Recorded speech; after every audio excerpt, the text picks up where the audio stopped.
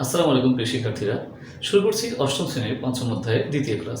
আমরা গত ক্লাসের মতো আজকেও একটি সৃজনশীল সমাধান করব। চলো শুরু করি। আজকে আমরা কোন সৃজনশীলটি শুরু করতে যাচ্ছি?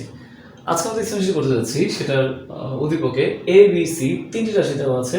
ক নংয়ে বলা হয়েছে এক্স বাই ওয়াই হতে x plus y by y এর বিয়োগফল নির্ণয় করো। আমরা ক নং শুরু করছি। ক নংয়ে আমরা এই রাশি দুটির বিয়োগফল বের করার জন্য আমরা x by y minus x plus y by y বিয়োগ দিয়ে ভগ্নাংশ দুটি লিখেছি। এবারে আমরা জানি যে যোগ বিয়োগ করতে গেলে প্রথমে হরে লসাগু করতে হয়।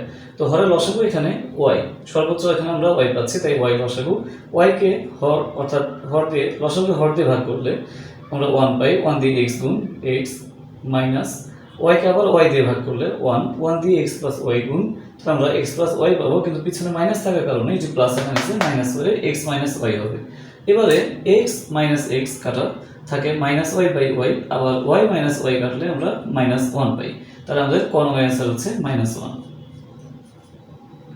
এবারে খতে বলা হয়েছে সরল করো one by a into x minus two by b plus six x by c, এই রাশিটিকে সরল করতে হবে।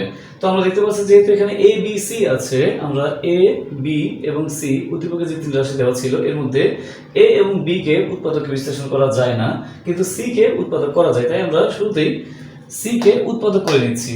এক্স কিউব মাইনাস এইট, এটাকে উৎপাদক করতে চাইলে আমাকে এইট কে লিখতে হবে টু কিউব, তাহলে এ কিউব মাইনাস বি কিউবের সূত্র হবে, যা আমরা উৎপাদকের সূত্র a minus b into a square plus a b plus b square সেই হিসাবে লিখেছি। পেয়েছি আমরা x minus two into x square plus two x plus four.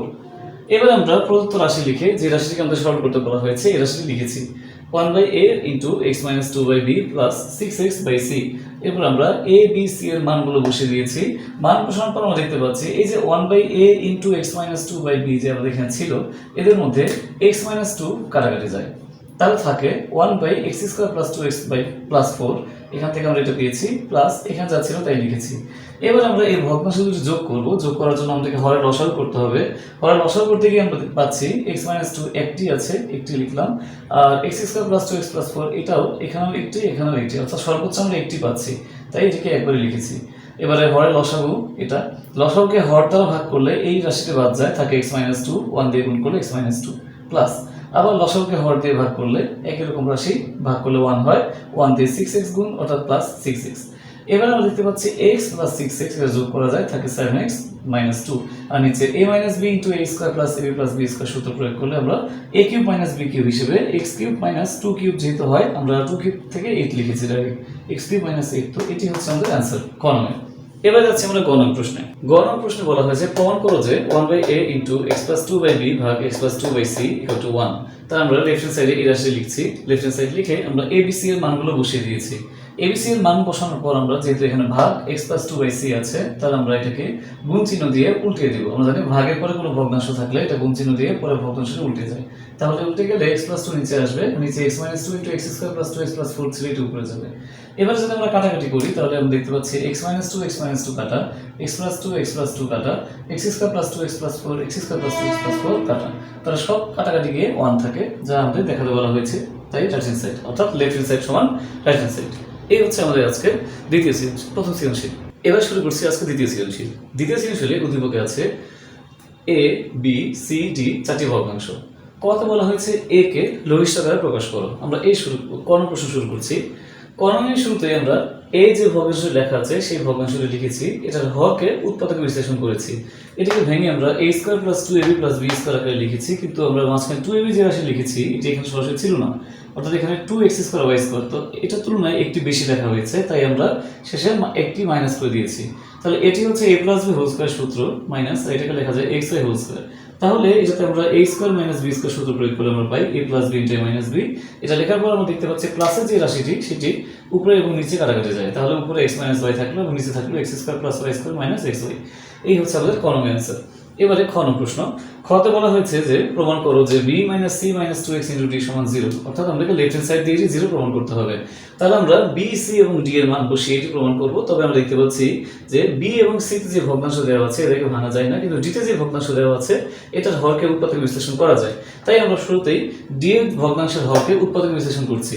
এখানে এটাকে উৎপাদক বিশ্লেষণ করলে পূর্বের রাশির মতোই a square plus two a b plus b square আকারে লিখেছি। তো এখানে এটা গুণ করলে টু এক্স স্কোয়ার হয়, কিন্তু এখানে এক্স স্কোয়ার একটি বেশি লেখা হয়েছে, এটা আমরা মাইনাস করেছি। তাহলে এটা হচ্ছে a plus b whole square সূত্র মাইনাস এটা x স্কয়ার। এবার a square minus b square সূত্র, তাহলে a plus b into a minus b। এই হচ্ছে d ভগ্নাংশ। এবার আমরা লেফট হ্যান্ড সাইডে b minus c minus 2x into d এর মধ্যে আমরা b c এবং d এর মানগুলো বসিয়ে দিয়েছি। আমরা এবারে হরের লসাগু করেছি। হরের লসাগু দেখতে পাচ্ছি যে এই রাশিটি এবং এই রাশিটি এটি প্রত্যেক একবার করে আছে, এক জায়গায় সর্বোচ্চ একবার, তাই আমরা এটিকে একবার করে লিখেছি। এবারে লসাগুকে হর দ্বারা ভাগ করলে মাইনাস একটা বাদ যায়, থাকে প্লাস একটি, তাহলে এটার সাথে 1 গুণ করলে 1 প্লাস x স্কয়ার থাকে a মাইনাস। আবারও লসাগুকে হর দ্বারা ভাগ করলে এবার প্লাস একটি বাদ যায়, থাকে মাইনাস একটি, এবং এটার সাথে যদি আমরা 1 গুণ করি এটি হবে, কিন্তু পিছে মাইনাস থাকার কারণে এখানে মাইনাস 1 মাইনাসে প্লাস x প্লাস মাইনাসে মাইনাস x স্কয়ার হয়েছে মাইনাস। এবারে লসাগুকে যদি আমরা হর দিয়ে ভাগ করি, একই রাশি ভাগ করলে 1 হয়, 1 দিয়ে তার এখানকার 1 এবং 2x গুণ অর্থাৎ মাইনাস 2x। তো এবারে সবগুলো রাশি যদি আমরা যোগ বিয়োগ করি সবগুলোই দেখা যাচ্ছে কোনো কিছু থাকে না, কাটাকাটি গিয়ে 0 থাকে। তো 0 বাই নিচে যাই থাক না কেন আমরা জানি পুরো ভগ্নাংশের মান 0 হয়ে যায়, তাই এটি আমরা দেখাতে বলা হয়েছে, তাই right hand side, left hand side সমান রাইট হ্যান্ড সাইড। এই হচ্ছে আমাদের আজকের খ নং প্রশ্ন। এবার শুরু করছি গ নং প্রশ্নের সমাধান। গ নং প্রশ্নে আমাদেরকে এই রাশিটিকে সরল করতে হবে। তো আমরা শুরুতেই ডি, বি এবং সি এর মানগুলো বসিয়ে দিয়েছি। ডি কে আমরা খ নংয়ে হরকে উৎপাদক করে যে ভগ্নাংশ পেয়েছিলাম সেটা লিখেছি। এবারে 1 প্লাস এক্স স্কয়ার নিচে যেহেতু 1 বাই এই ভগ্নাংশটা আছে, আমরা জানি নিচে কোনো ভগ্নাংশ থাকলে এটি পাশে গিয়ে উল্টে যায়, তো এটিকে উল্টে দিলে আমরা গুণ আকারে এটিকে লিখতে পারি। এবার ভাগ, এখানে যে দুই ভগ্নাংশ রয়েছে এদের হরকে আর কিছু করা যায় না, তাই আমরা হরে লসাগু করে লসাগুকে হর দ্বারা ভাগ এবং লব দ্বারা গুণ করে এই রাশিটি পেয়েছি। এবারে এখন এখানে যা ছিল তাই আছে, আর ভাগ চিহ্নকে গুণ চিহ্ন দিয়ে আমরা এই রাশিটিকে উল্টিয়ে দিয়েছি, তাহলে নিচে দিয়ে এই দুই রাশি করে এবং উপরে যোগ বিয়োগ করে আমরা যা পেয়েছি নিচে, অর্থাৎ 2 প্লাস 2x স্কয়ার।